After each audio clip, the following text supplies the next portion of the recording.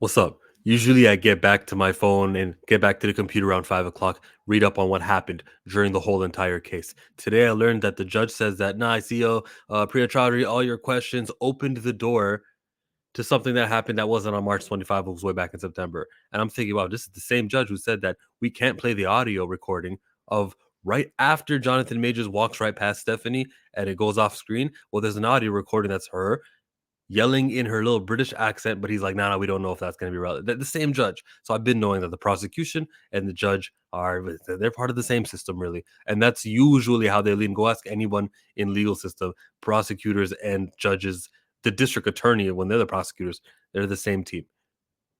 I'm looking at headlines saying that Jonathan appears to admit to assaulting Stephanie. And I'm going, it's happening again, isn't it? Just like that strangulation headlines, just like every headline that's happened. Everything that they're talking about today has to do with text messages sent from a long time ago in September of 2002. And in these, it's actually embarrassing if you're Jonathan because it does talk about him being, I'm a monster and I don't deserve it.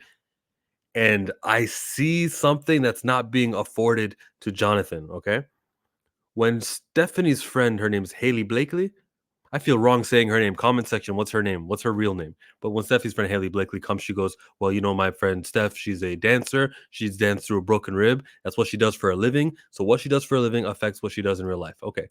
How about Jonathan?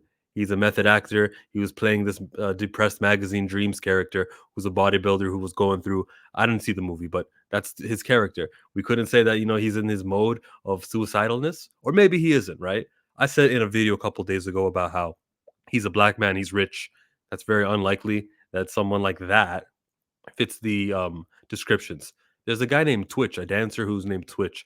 You remember him from the Ellen show, committed suicide, had a family, had kids, as so does Jonathan. So to counter myself and what I brought up like a couple of days ago, I'm going to offer that, and it's still a possibility. And I would hope that this man is seek. He does have a therapist. He has a therapist. So Jonathan, keep going up. I just don't like that his name being drug in the mud and someone. I keep saying that. I don't want to be redundant, man. Anyways, the expose of Jonathan Majors is long term, and that is what the goal is here. It's not to try to prove that Jonathan assaulted her in the back of the car. If that was the case, they would have had that driver on and testified. But they're saying, no, no, no. Hey, listen, the driver speaks Urdu. We need a translator in here, which is a perfect way to delay this case from going from we're going to hear the driver say on Friday that Stephanie's the aggressor, psycho girl hit him. Jonathan didn't lay a hand, raise a finger or raise his voice, even as he says when we saw an insider a few months ago. Instead of leaving on that on a Friday, we're going to leave on, Jonathan said something. And they sent text messages, and Jonathan's text read, wait, I'm gonna misquote it. I forget what it said, but it made it sound like things are gonna go bad for me.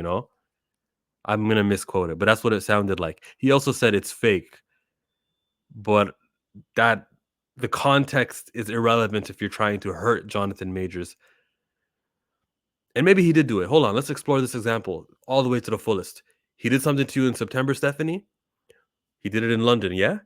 Then go over to London and file a charge against him there and get him on that charge for that day. But for March 25th, it has no relevance at all. There's not a shred of a reason why this should be brought up in a courtroom for something that you clearly admitted to doing. You admitted to snatching his phone away from his person.